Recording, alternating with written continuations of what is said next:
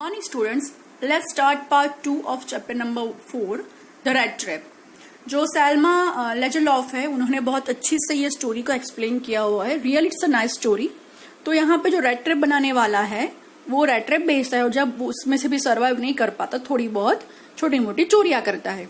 जब rat trap बेच रहा होता है तो वो सोचता है कि मैं तो रैट ट्रैप बेचता हूँ, ठीक है, जस्ट बिकॉज रैट को पकड़ने के लिए. बट ये जो ह्यूमन बीइंग है वो भी एक रैट ही है और ये जो वर्ल्ड है, वर्ल्ड की जो माया है सारी, पैसा, शोहरत, खुशी, ये रैट ट्रैप है और ये सब उसके अंदर लाइक अ रैट उसके अंदर फंस चुके हैं. और एक रात को फिर वो शेल्टर लेने के लिए अंदर एक जंगल के थोड़े अंदर की तरफ जाता है और वहां पे एक झोपड़ी को देखता है ना. और फिर उसका जो मालिक होता है उसको शेल्टर देता है. वो जो मालिक होता है कि हाँ भैया मैं तो अकेला हूँ, मेरे साथ आके थोड़ी देर रहो. उसको खाना वाना खिलाते हैं, कार्ड खेलते हैं, है ना. फिर वो कहता है कि मैं ऐसे आयरन वर्क में काम, आयरन मिल में काम करता था, अब मैं रिटायर हो चुका हूँ, मेरे पास काऊ है जो मुझे दूध देती है, क्रीमी दूध होता है उसका, तो मैं लास्ट मंथ उसमें से 30 करोनर कमाया हूँ, ठीक है. The stranger must have seemed incredulous, for the old man got up and went to the window, took down a leather pouch which hung on a nail in the very window frame, and picked out 3 wrinkled 10-kroner bills. These he held up before the eyes of his guest, nodding knowingly, and then stuffed them back into the pouch.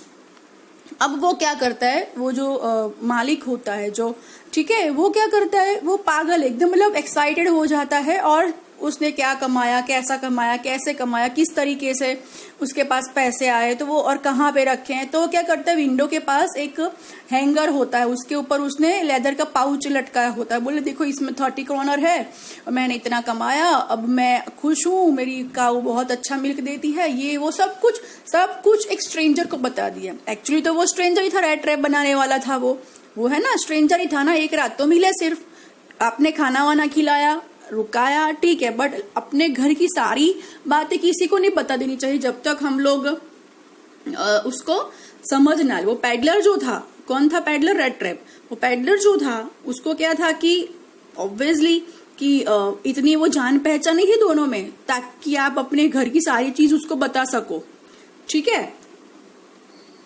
The next day both man got up in good season. अब फिर रात को वो सो गए बात करते करते. दूसरे दिन सुबह दोनों अपने अपने काम पे, देखा कि भाई अच्छा मौसम है, दोनों अपने अपने काम पे निकल गए.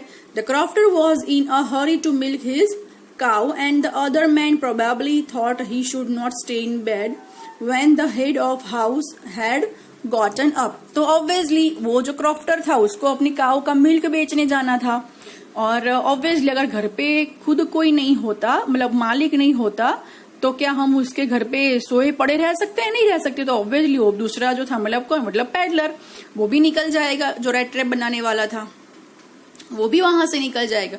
तो दोनों अपने अपने रास्ते निकल गए. They left the cottage at the same time. The crofter locked the door and put the key in his pocket. The man with the rat trap said goodbye and thank you, and thereupon each went his own way. और जो rat trap बनाने वाला था उसके पास जो उसके थोड़े बहुत रैट ट्रैप थे वो लेके निकल गया अपने रास्ते. और वो जो क्रॉफ्टर था उसने डोर को लॉक लगा, वो अपने रास्ते निकल गया और बोला थैंक यू जो तुमने मुझे शेल्टर दिया, और दोनों अपने अपने रास्ते निकल गए. But half an hour later, the rat trap peddler stood again before the door. He did not try to get in, however. He only went up to the window, smashed a pen stuck in his hand, and got hold of the pouch with the 30 kroner. He took the money and thrust it into his own pocket. Then he hung the leather pouch very carefully back in its place and went away. फिर वो जो peddler था वो वापस आया आधे घंटे के बाद और फिर उसने क्या किया, विंडो के पास गया सीधा. कोई दरवाजा तोड़ने की कोशिश नहीं की ताकि उसको पता चल जाता, वरना क्रॉफ्टर को चोरी हुई है. धीरे से खिड़की के पास गया, वहां से धीरे से अपने हिसाब से वो लेदर का पाउच लिया, उसमें से पैसे ले लिए, पाउच नहीं लिया पूरा, पैसे ले लिए और धीरे से फिर वो पाउच को फिर से लटका दिया ताकि क्रॉफ्टर को पता ही नहीं चले कि इसमें से चोरी भी हुई है। जब 2-4 दिन या 1 वीक के बाद देखेगा तो पता चलेगा कि इसमें तो पैसा ही नहीं है, तब थोड़ी ना किसी के ऊपर डाउट होगा और फिर किसको ढूंढने जाएगा। तो इतनी होशियारी से उसने वो काम किया। As he walked along with the money in his pocket, he felt quite pleased with his smartness.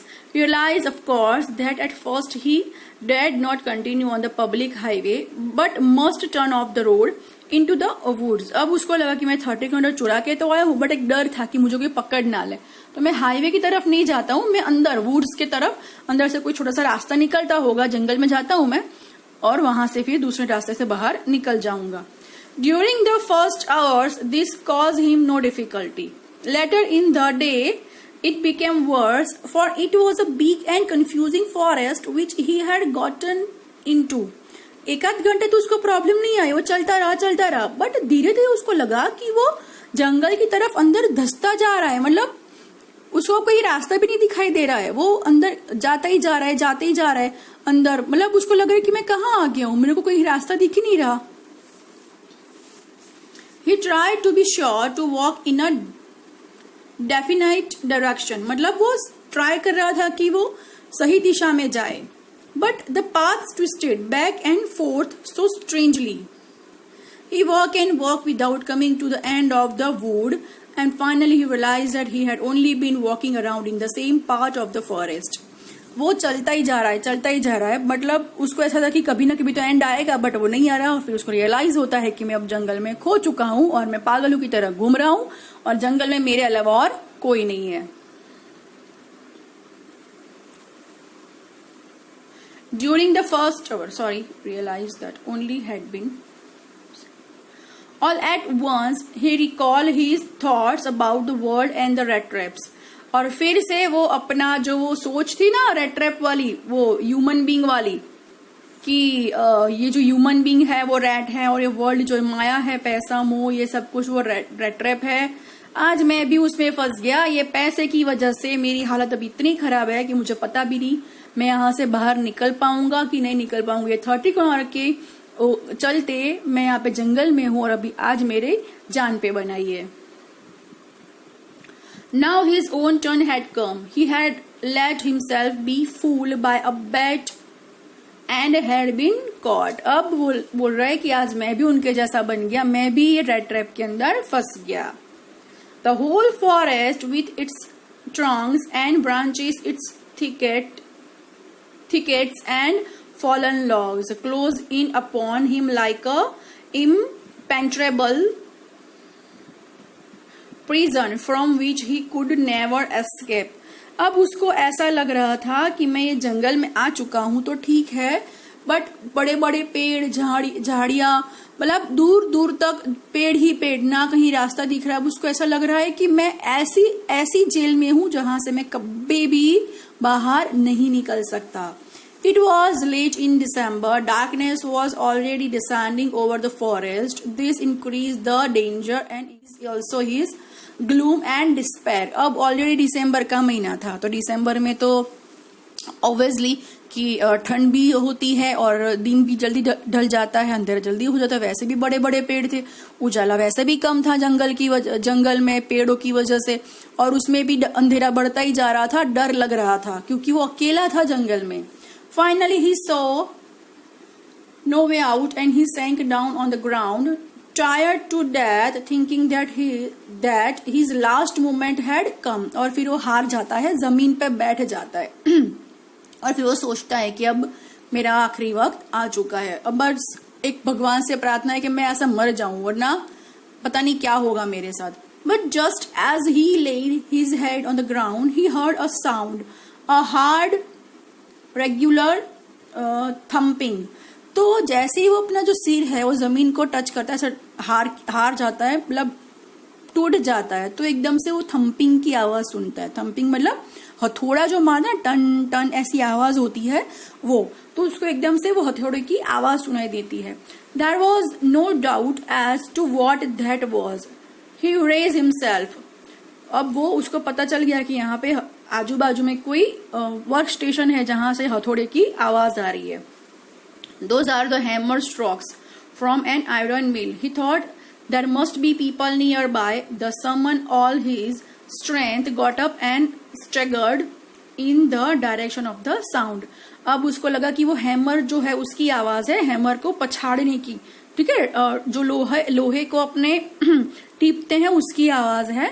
तो उसको लगता है कि आजू बाजू में कहीं ना कहीं इंसान मतलब ह्यूमन बींग्स होने चाहिए. तो वो जो साउंड की जिस दिशा से साउंड की आवाज आ रही है वो डायरेक्शन में वो भागता है. The Ramsjo iron work, which are now closed down, were not so long ago a large plant with smelter, rolling mill and forge. In the summer time, long lines of heavily loaded barges and scows slide down the canal, which led to a large inland lake, and in the winter time the roads near the mill were black from all the coal dust which sifted down from the big charcoal crates. अब जो राम्सजो iron मिल थी वो अभी तो बंद थी, but वो उसको याद आता है वो क्रॉफ्टर ने बोला था ना कि वो वहां पे काम करता था, अभी वो रिटायर हो चुका है. तो यहाँ पे क्या रहता है कि एक्चुअली आउट ऑफ कंट्री एक जो होती है इंडिया के बाहर, वहां पे एक रूल होता है कि जहाँ पे रेसिडेंशियल एरिया है वहां पे आप वर्क स्टेशन नहीं लगा सकते हो. जहाँ पे वर्क स्टेशन है वहां पे दूर दूर तक रेसिडेंशियल एरिया नहीं होता है, क्योंकि उसका जो धुआं होता है चारकोल का या फिर जो भी आप समझ लो जो पानी गंदा होता है रिवर्स का, तो वो नहीं हो सकता. क्योंकि वहां पे रूल है आउट ऑफ इंडिया कि भाई कहीं पे भी जहां पे भी नदी या रेसिडेंशियल है वहां पे आप अपना जो वर्क स्टेशन है वो नहीं डाल सकते. इसीलिए राम्सजो मिल जो थी वो बहुत जंगल के दूर अंदर थी ना. तो अभी तो वो बंद थी, बट समर के टाइम पे वहां पे इतना सारा काम होता रहता है. ऑब्वियसली आयरन वर्क में जो भी काम होता है वो उस तरीके का स्टेप बाय स्टेप काम होता रहता है. तो अभी वैसे बहुत ज्यादा ठंड है तो अभी काम भी कम है और लेबर्स भी नहीं है, बट वहां पे उसको लगा कि थोड़े बहुत इंसान तो है, थोड़ी बहुत आवाज चहल पहल तो है, तो कोई ना कोई तो होगा, आवाज आ रही है तो इसीलिए वो बहुत जंगल के अंदर थी वो मिल, ताकि रेसिडेंशियल जो होता है वहां पे कोई प्रॉब्लम ना हो. ठीक है.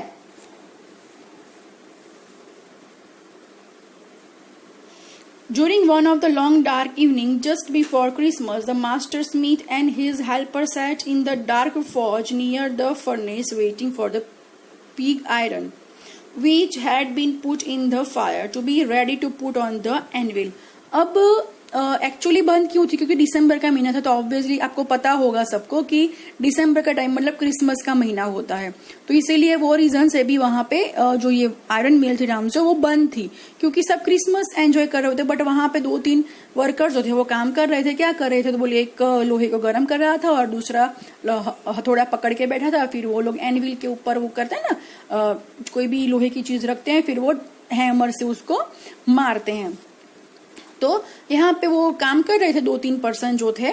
अब ऐसे में ये जो पेडलर है वहां पे वो पहुंचता है.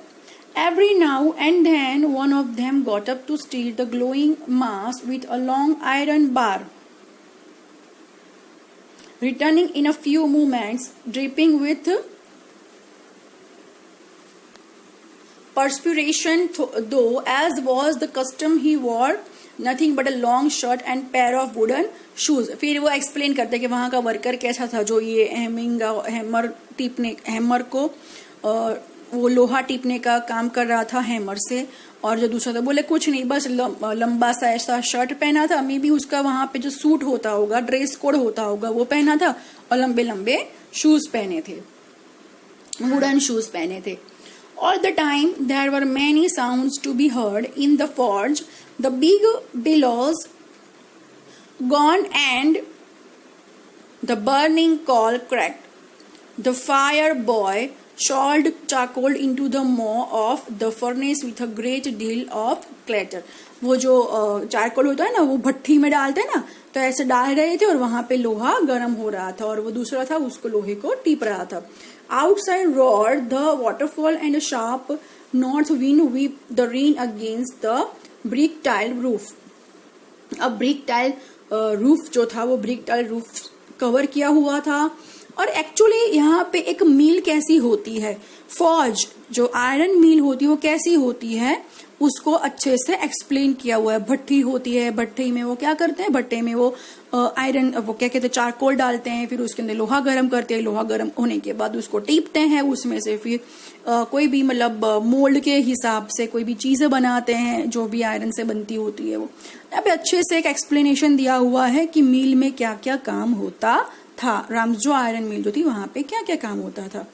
It was probably on account of all this noise that the blacksmith did not notice that a man had opened the gate and entered the forge until he stood close up to the furnace. अब वो लोग अपने काम में busy थे, 2-3 जन जो थे वो, बट उसको पता नहीं चलता कि जो पैडलर था वो धीरे से गेट खोल के अंदर आ चुका है, क्योंकि बाहर बहुत ठंड बढ़ चुकी थी और वो ठंड की वजह से वो आग के पास जो फर्नेस थी वहां पे आके बैठा है। मतलब उसको पता नहीं था, जब वो इतने नजदीक आता है तब पता चलता है कि भाई कोई घर, ये जो फौज है उसके अंदर कोई आया है, क्योंकि बाहर ठंड ज्यादा बढ़ गई थी तो ऑब्वियसली उसको थोड़ी गर्मी की जरूरत थी।